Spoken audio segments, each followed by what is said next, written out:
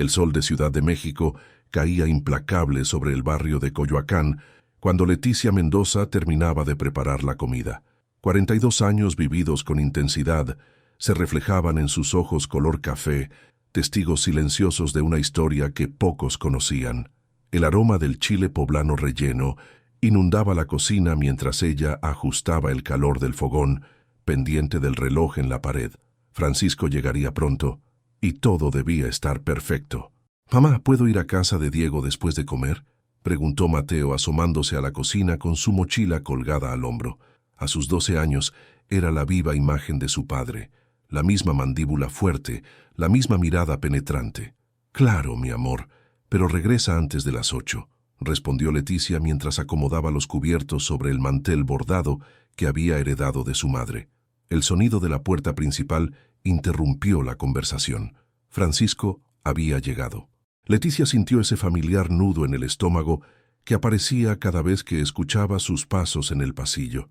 15 años de matrimonio, y esa sensación nunca había desaparecido. «¿Ya está lista la comida?», preguntó Francisco sin saludar, aflojándose la corbata mientras dejaba su maletín sobre el sofá. Su trabajo como gerente en una constructora le proporcionaba un buen sueldo, pero últimamente la presión lo había vuelto más irritable. «Sí, amor, justo a tiempo», respondió Leticia con una sonrisa ensayada. La comida transcurrió en un silencio incómodo, apenas interrumpido por el tintineo de los cubiertos y las preguntas ocasionales de Francisco sobre la escuela de Mateo. Cuando el niño mencionó que había sacado un 8 en matemáticas, la expresión de Francisco cambió. «¿Un 8? ¿Es lo mejor que puedes hacer?». Su voz se elevó gradualmente. «No estoy pagando esa escuela privada para que saques 8s. Tu primo Alejandro siempre saca 10s. Francisco, por favor, un 8 es una buena nota», intervino Leticia, colocando suavemente su mano sobre la de su esposo. La mirada que le lanzó Francisco la hizo retroceder instintivamente. «Tú no te metas. Siempre lo defiendes. Así nunca va a ser un hombre de verdad». Mateo mantuvo la mirada fija en su plato, como si estudiara cada grano de arroz para evitar el contacto visual con su padre. «Voy a subir a hacer la tarea», murmuró el niño, deslizándose de la silla. Cuando Mateo desapareció escaleras arriba, Francisco volvió su atención hacia Leticia. «¿Y por qué está la casa tan desordenada? ¿Qué haces todo el día mientras yo me mato trabajando?». Leticia tragó saliva. Había limpiado toda la mañana, pero sabía que no tenía sentido señalarlo. «Lo siento, ahora mismo recojo todo», respondió, comenzando a levantar los platos. «Y esta comida está desabrida. ¿No puedes hacer nada bien?», continuó Francisco empujando su plato hacia el centro de la mesa. «Te puedo preparar otra cosa si quieres», ofreció Leticia, sintiendo cómo le temblaban las manos. «Lo que quiero es una esposa competente», respondió él, levantándose bruscamente. «¿Sabes lo que me dijo hoy el ingeniero Ramírez? Que su esposa le prepara un lonche todos los días. ¿Y tú? Ni siquiera puedes hacer una comida decente». Las palabras golpeaban a Leticia como pequeños dardos envenenados. Respiró profundamente, tratando de mantener la calma. «Francisco, he estado pensando, quizás podría buscar un trabajo. Ahora que Mateo está más grande, yo podría...». No terminó la frase. La mano de Francisco golpeó la mesa con tal fuerza que los vasos temblaron. «¿Trabajar tú? ¿Para qué? ¿Para andar de coqueta con otros hombres como lo hacías antes de casarnos? ¿Crees que no me acuerdo? No es eso. Es solo que me gustaría contribuir y...». «Cállate o te rompo los dientes», gritó Francisco acercándose amenazadoramente. El silencio que siguió fue absoluto, tan absoluto que ambos pudieron escuchar claramente el pequeño jadeo proveniente de la escalera. Mateo estaba allí, paralizado, con los ojos abiertos de par en par, sosteniendo su cuaderno de matemáticas. Durante un instante que pareció eterno, los tres se miraron. La vergüenza y el miedo se mezclaron en el rostro de Francisco, que retrocedió como si hubiera visto un fantasma. Mateo dejó caer el cuaderno y subió corriendo a su habitación. Leticia se quedó inmóvil, con las manos aún temblorosas sobre la mesa. El frágil teatro que había construido durante años acababa de derrumbarse frente a los ojos de su hijo. Y en ese momento, mientras las lágrimas rodaban silenciosamente por sus mejillas, supo que algo tenía que cambiar. La noche cayó sobre la colonia Roma con una llovizna fina que empañaba las ventanas. 3 días habían pasado desde el incidente, y la casa de los Mendoza se había convertido en un campo minado de silencios. Francisco había salido temprano, alegando una reunión importante, pero Leticia sabía que era su forma de evitar la situación. Sentada frente al espejo de su tocador, observaba las pequeñas arrugas que comenzaban a formarse alrededor de sus ojos. No eran solo los años, era el peso de una vida construida sobre cimientos de arena. Se aplicó cuidadosamente el corrector en la muñeca, donde un moretón amarillento comenzaba a desvanecerse. Era una experta en ocultarlos, en inventar historias sobre torpezas inexistentes. «Mamá», la voz de Mateo la sobresaltó. El niño estaba en la puerta de la habitación, con el uniforme escolar impecablemente planchado. «¿Podemos hablar?» Leticia sintió un nudo en la garganta. Había evitado esta conversación, esperando que el tiempo diluyera el recuerdo de aquella tarde. «Claro, mi amor». «Ven», palmeó suavemente la cama, invitándolo a sentarse junto a ella. Mateo se acercó con paso vacilante, como si temiera pisar terreno prohibido. «¿Papá te pega?», preguntó directamente, con esa brutal honestidad que solo los niños poseen. Leticia sintió que el aire se escapaba de sus pulmones. Nunca había sido tan explícito, tan real. «No, mi amor, tu papá solo tiene un carácter fuerte, pero nos quiere mucho», mintió, odiándose por hacerlo. «Te vi llorando en el baño anoche», insistió Mateo. «Y la semana pasada tenías un moretón en el brazo. Diego dice que su tío le pegaba a su tía y por eso se divorciaron». Las palabras de su hijo la golpearon con más fuerza que cualquier puño. La verdad, expuesta en su crudeza infantil, era imposible de ignorar. «Las cosas entre adultos son complicadas, Mateo», respondió eligiendo cuidadosamente sus palabras. «Tu papá a veces no sabe controlar su enojo, pero estamos trabajando en eso». «Tengo miedo, mamá», confesó el niño y los ojos se le llenaron de lágrimas. «A veces, cuando ustedes pelean, me escondo en el closet». Leticia abrazó a su hijo con fuerza, sintiendo cómo las lágrimas mojaban su blusa. Cada palabra de Mateo era una grieta más en el espejo donde ella había proyectado la imagen de una familia feliz. «Nunca dejaré que nada te pase, ¿me oyes?», le susurró al oído. «Tú eres lo más importante para mí». Cuando Mateo se fue a la escuela, Leticia tomó una decisión. Marcó el número de su hermana Carmen, con quien apenas había hablado en los últimos años. Francisco nunca había aprobado esa relación, alegando que Carmen era una mala influencia con sus ideas progresistas y su trabajo como abogada. «¿Carmen? Soy yo, Leticia», dijo cuando escuchó la voz familiar al otro lado de la línea. «Leticia, qué sorpresa. ¿Estás bien?». La preocupación en la voz de su hermana era evidente. «Necesito tu ayuda», respondió Leticia, y rompió a llorar. 2 horas después, estaban sentadas en una cafetería de la Condesa, lejos de cualquier conocido. Carmen escuchó en silencio mientras Leticia desenterraba 15 años de humillaciones, golpes y amenazas.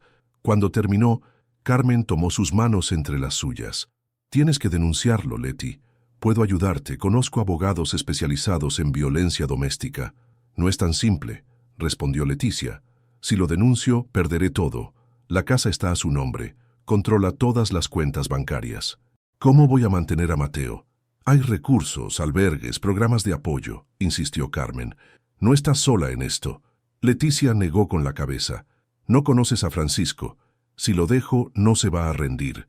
Y además, hay algo que no sabes, algo que pasó hace mucho tiempo». La expresión de Carmen cambió.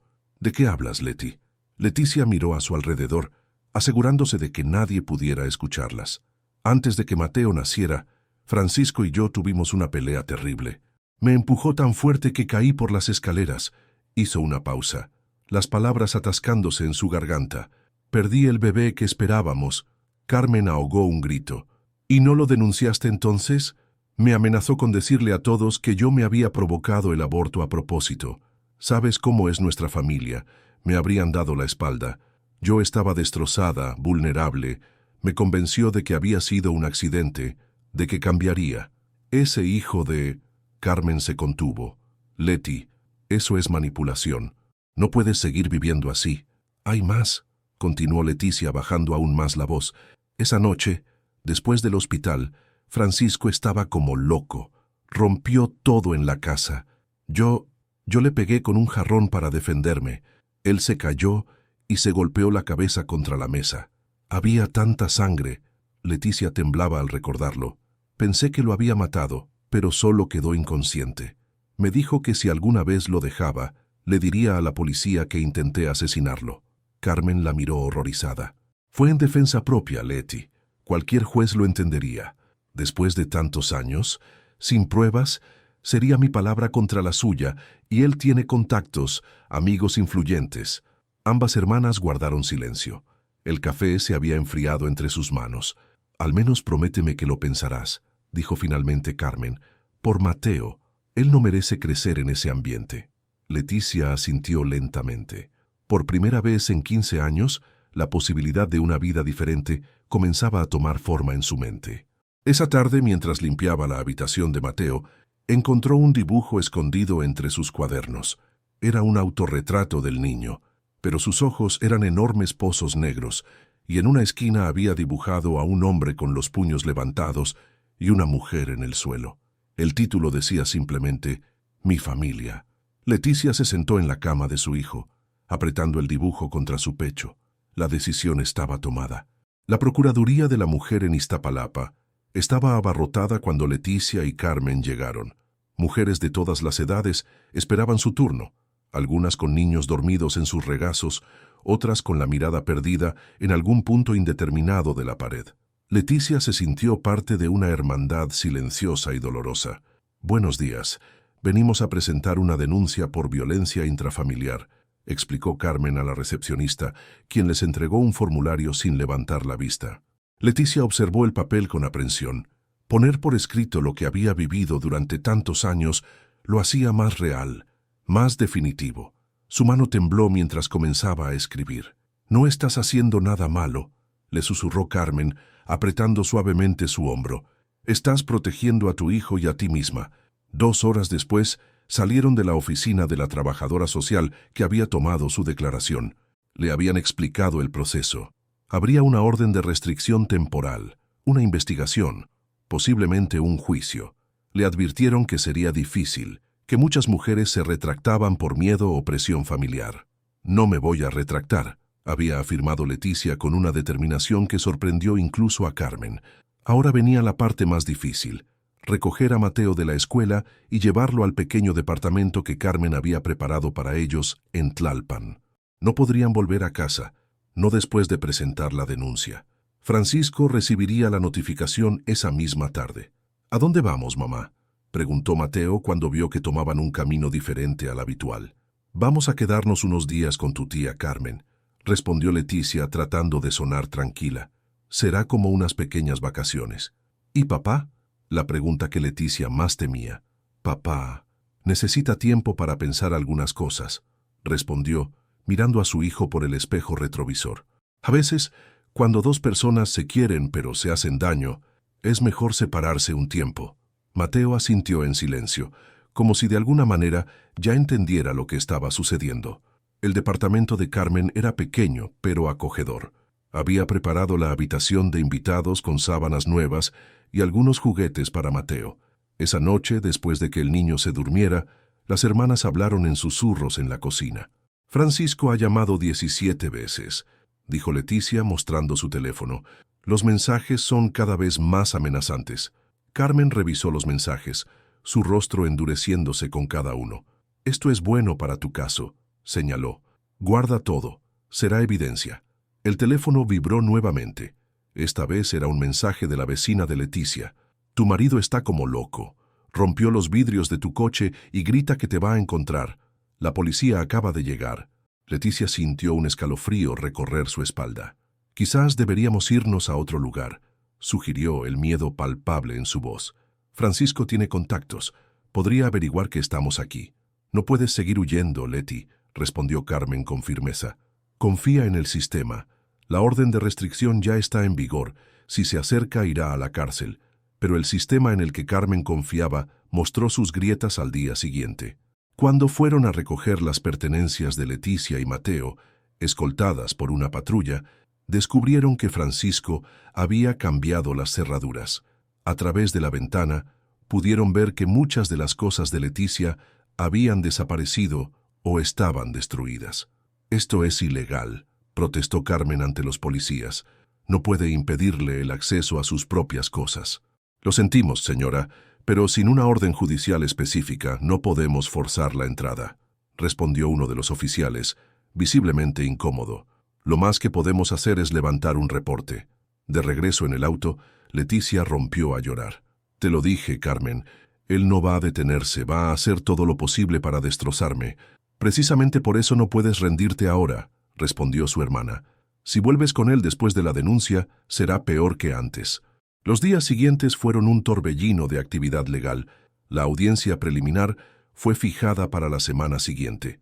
Mientras tanto, Francisco había contratado a un abogado prestigioso que ya había comenzado a sembrar dudas sobre la estabilidad mental de Leticia, insinuando que todo era producto de su imaginación desbordada. «Necesito conseguir trabajo», declaró Leticia una mañana, mientras revisaba los clasificados del periódico. «No puedo depender siempre de ti, Carmen». «Hay tiempo para eso después», respondió su hermana. «Ahora lo importante es el caso».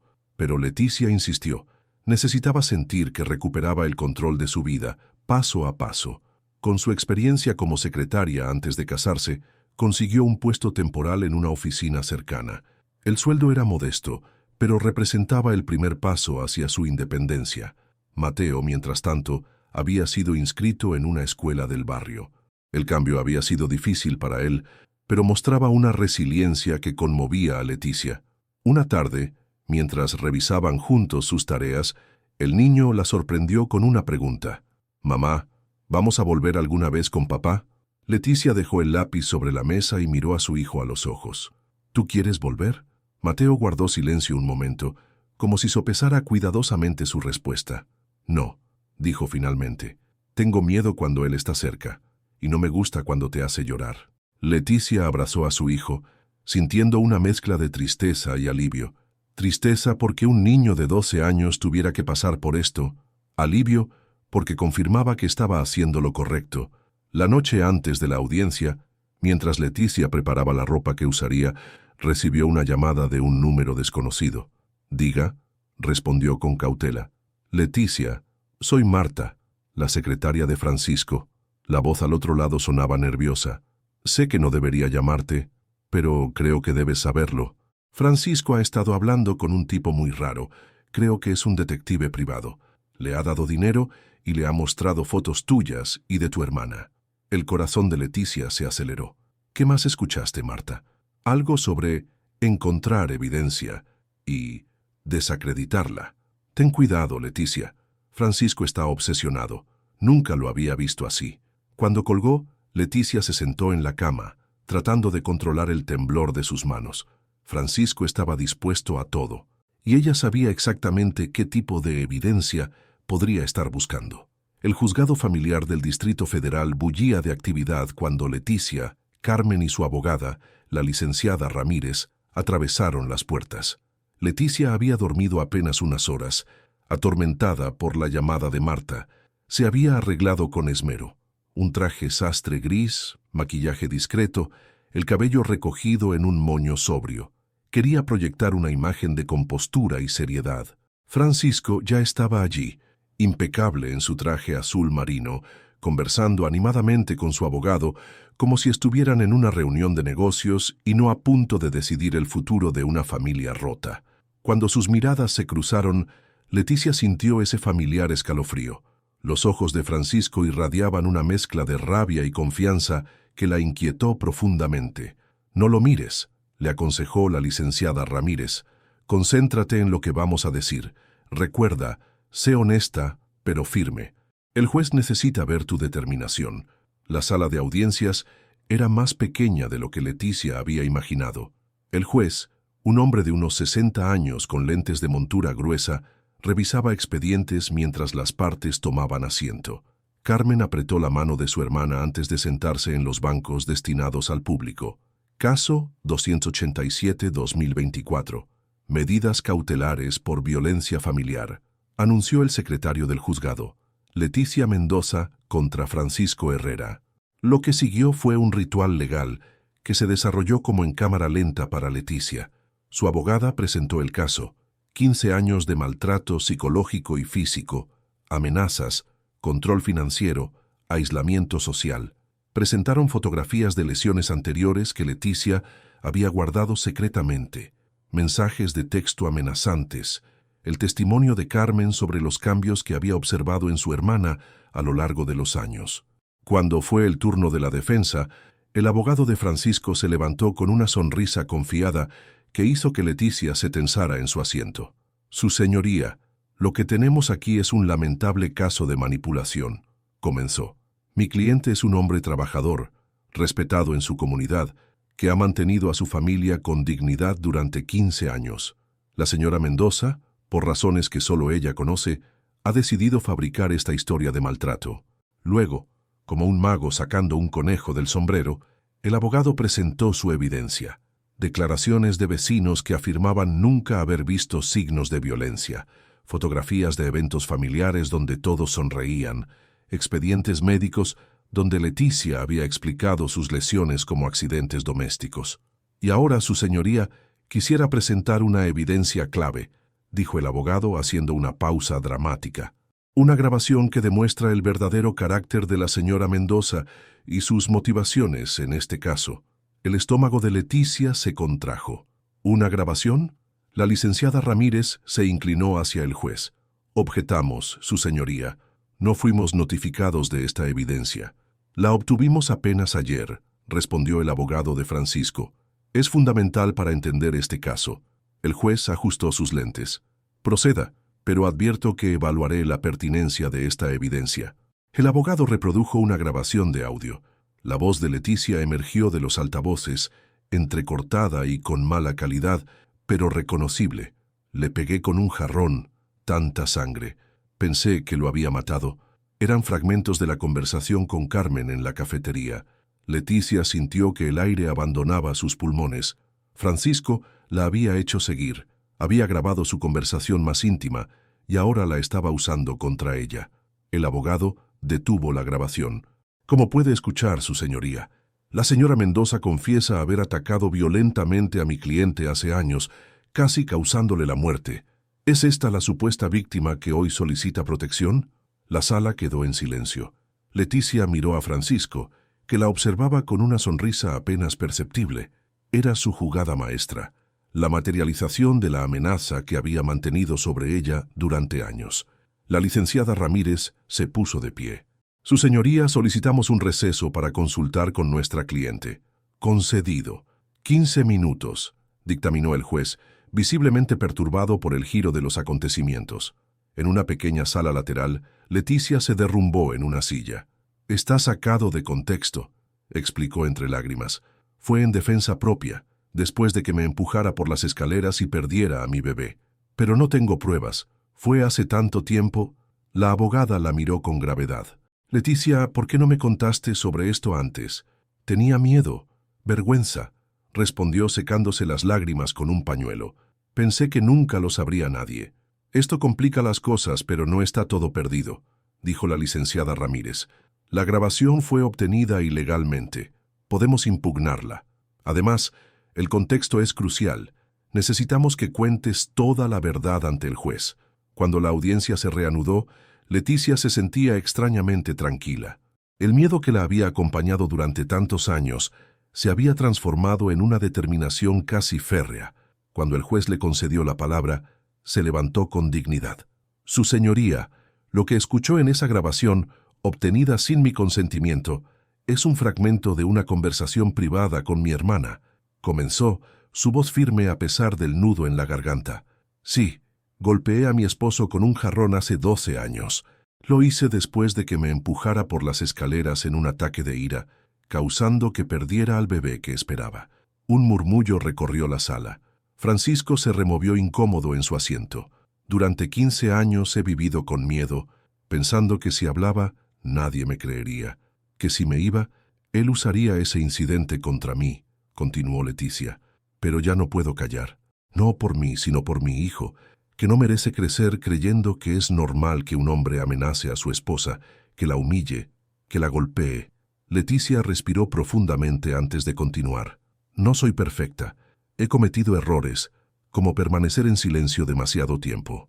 Pero hoy estoy aquí, diciendo la verdad, asumiendo las consecuencias, porque mi hijo merece ver que su madre tiene la valentía de enfrentar el miedo. Cuando terminó, el silencio en la sala era absoluto. El juez la miró largamente antes de dirigirse al abogado de Francisco. La grabación queda desestimada por haber sido obtenida de manera ilícita, dictaminó. Respecto a los hechos mencionados por la señora Mendoza, corresponderían a otro proceso si alguna de las partes decide presentar cargos. Francisco se levantó abruptamente. «Está mintiendo», gritó, perdiendo por primera vez la compostura. «Siempre ha sido una manipuladora». «Señor Herrera, contrólese o tendré que ordenar su desalojo de la sala», advirtió el juez. La audiencia continuó con los testimonios finales. Cuando todo terminó, el juez anunció que emitiría su resolución en 24 horas. Leticia salió del juzgado exhausta pero serena. Carmen la abrazó con fuerza. «Estoy tan orgullosa de ti», le susurró al oído. Mientras caminaban hacia el estacionamiento, vieron a Francisco discutiendo acaloradamente con su abogado. Cuando notó su presencia, se separó y se dirigió hacia ellas. Los guardias de seguridad se tensaron, pero Francisco se detuvo a unos metros. «Esto no ha terminado, Leticia», dijo con voz controlada pero cargada de amenaza. «Sabes que siempre consigo lo que quiero». «Ya no, Francisco», respondió ella sosteniendo su mirada. «Ya no tengo miedo». Al día siguiente, el juez dictaminó a favor de Leticia. Orden de restricción permanente, pensión alimenticia provisional para Mateo y la asignación temporal de la vivienda familiar. Francisco tendría visitas supervisadas con su hijo, previa evaluación psicológica. No era un final feliz, pensó Leticia mientras firmaba los documentos. Era solo el comienzo de un camino difícil. Habría más batallas legales, días de duda, noches de temor. Pero por primera vez en 15 años, sentía que respiraba libremente. Esa tarde, mientras ayudaba a Mateo a desempacar en lo que volvía a ser su hogar, el niño la sorprendió con un nuevo dibujo. Era también un retrato familiar, pero esta vez solo aparecían ellos dos, sonriendo bajo un sol brillante. «Somos nosotros empezando de nuevo», explicó Mateo. «¿Te gusta?» Leticia abrazó a su hijo, con las lágrimas rodando por sus mejillas. A veces, la libertad comenzaba con un simple dibujo y la valentía de empezar de nuevo. Miró por la ventana hacia la calle tranquila de Coyoacán. El sol se ponía sobre los edificios, pintando el cielo de naranja y púrpura. En algún lugar de la ciudad, Francisco estaría furioso planeando su próximo movimiento, pero por primera vez en años, ese pensamiento no la paralizaba. «¿En qué piensas, mamá?», preguntó Mateo, sacándola de sus reflexiones. «En el mañana», respondió ella acariciando su cabello, «y en lo valientes que somos tú y yo». Mientras la noche caía sobre Ciudad de México, Leticia comprendió que algunas cicatrices nunca desaparecerían por completo, pero ya no definirían su futuro. El miedo, ese compañero constante durante tantos años, comenzaba a ceder espacio a algo nuevo: esperanza.